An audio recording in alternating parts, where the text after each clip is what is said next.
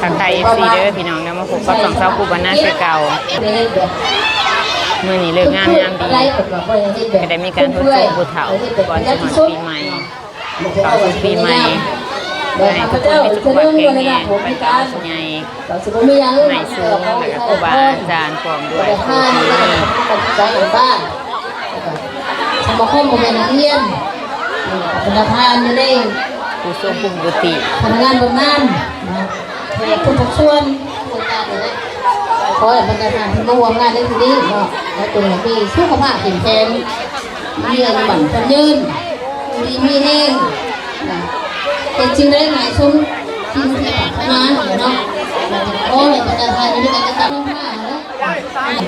แล้วเราไปเรื่อยมาบนขาบรรยากาศของเรียนมาสอบพี่น้องอาชีพประมาณนี้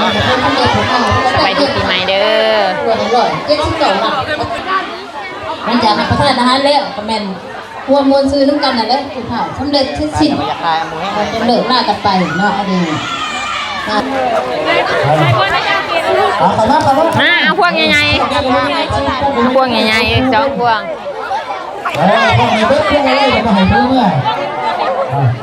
เจ็ดโลอาจารย์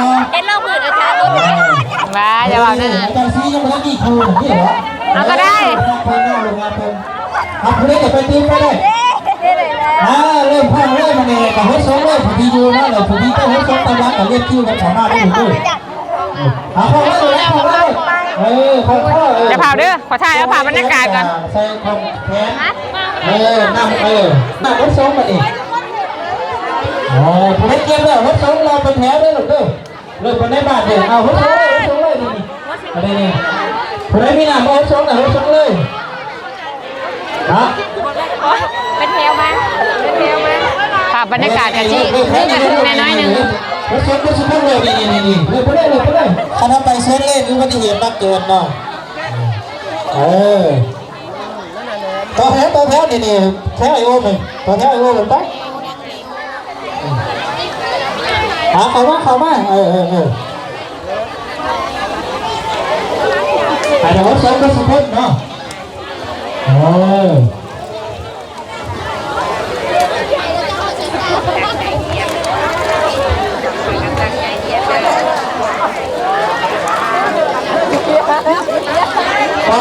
เป็นบอลรักที่มีเกลือให้ได้หอมมีเยอะต่อแถวไปนะรถสมเนาะเลยท่านบอ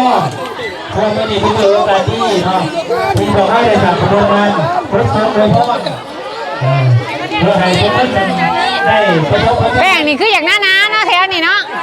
แป้งนี่คืออยากหน้าไอ้ยุตลอดได้คนด้วยฮัก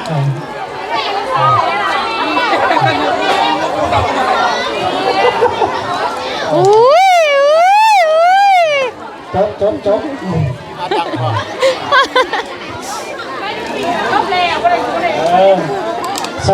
อยมดอนาคตของศาสตร์ต้องเพิ่งพวกเจ้าได้เนาะซอยมดทุกคนเล่นแถว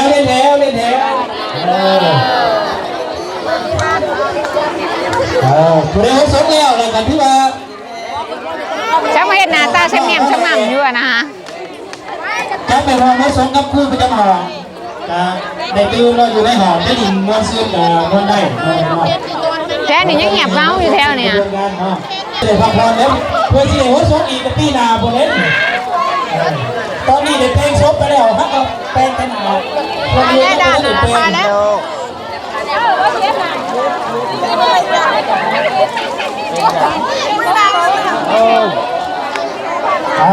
เรียนคิวของว่าเนาะรถทำไมได้วันนี้นะได้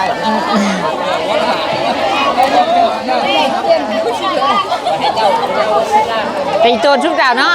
มาหอดขอดเรือนิดเดียวชำเนียวกบนี่แหละมาหอดขอดเรือชำเนียวกบนี่แหละอุ้ยลูกเขาว่าเนาะต่อคิวเดินหลุดเด้อ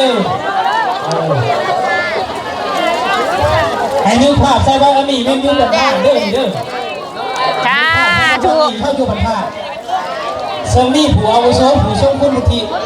ผู้ผู้สอนผู้ซิสอนไอ้เขามีอะไรคนที่สดใสนำอยู่นี่นั่นแหละก็ตาม โอ้ยพ่อเป็นน้ำเตือน เออบอให้เศร้า นี่เป็นมือพ่อพ่อให้เป็นเด็ดในมันเนาะทำหน่อยได้ทีว่าได้ทีบอนวดหูการกินเนี่ยได้ทีบอสมเป็นมือที่เข้าได้เพราะเอาโมสีดำจากเป็นเป็นหัว มาทางนี้มันจิตแจงก็ทางนั้นแล้วก็ เลขเด้อจานเด้อเลข12 ล้านบาท12 ล้านบาทงวดนี้ได้19 เลขน้อยมาเพลงเด้อจานเลขใช้มันมา ใช่ปังๆเนี่ยเนาะ พอให้ง่ายกันเด้อพอให้ง่ายกันเด้อเวลาเขายัง นั่น ผู้สาวจะให้ลงเลยอีเมล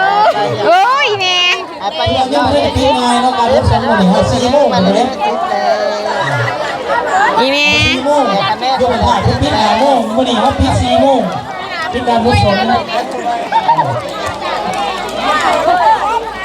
เบิ่ง สีท่าแป้งให้งั้นไข่ข้าวนึ่งมึงจังหน่อยเนาะมันถือตาถือปากแล้วอันตรายกินเข่าแล้วมันสิลงน้ำก่อนสิวะขายแล้วนะเพื่อช่องเด้อบ่ฟ้าโฮดเนาะบ่ฟ้าโฮด ภาพบรรยากาศก็สิประมาณนี้เด้อพี่น้องโรงเรียนเฮาเรียนตอนนี้มีนักเรียนอยู่451 คนแต่บ้านนักเรียนอาจสิมาฮอดหรือมาบ่ฮอด ครีมกันแดดกันยังได้ข่อยร้ายเนาะมื่นตาสิบ่ขึ้นแล้ว พี่น้องนักเรียนถือมานะลูกหลานนักเรียนถือมาก็สิมีน้ำอบแล้วก็ขมิ้นน้ำ ยังไรรถส่งให้ลินเปื้อนขึ้นได้ไหน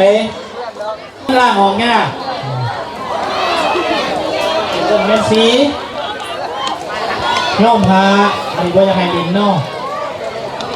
ลินพายอย่าลินเปื้อนอีกเรื่องเด้อวันที่เศร้าหาวันที่เศร้าหาเพิ่นเป็นพักผู้เวียนเด้อวันที่เศร้าหาเด้อทั้งในบ้านทั้งเมืองนาผมนักการเพื่อแจ้งเลยว่าที่ต้องหาเป็นมือพักท่องเที่ยวแล้วสาวบอก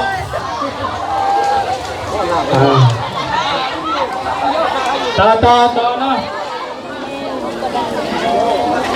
เกี่ยนอีกเก่ง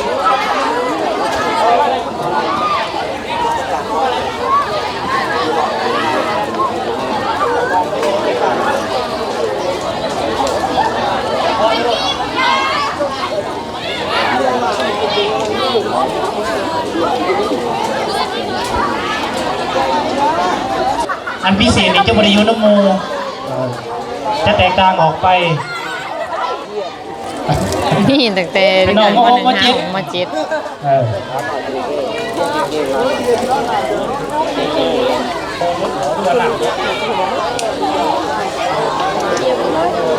รูป40 องศาคณะบ้านนี่จะผูหนาวสั่นมือนี่นั่นเพราะว่าสงการเขายังอีกหลายมือแท้ๆของเขาเป็นมือวันที่14เหมือนกันไม่ลินเพื่อนเลย จะไปสงการตั้งแต่กับไห้เรามา จนบ่จือหน้าตาจักไผเป็นไผ ย่าบ่ลินแป้ง สมัคร บ่ลินสมัครกระดอกกระเดียแท้นี่ฮะฮะ บ่ลินแป้ง สมัครกระดอกกระเดียแท้คือเอื้อยนี่ใครแน่ เขาจะเฮ้ยหมดแม่สิ ระวังเด้อโทรศัพท์ปลั๊กไฟ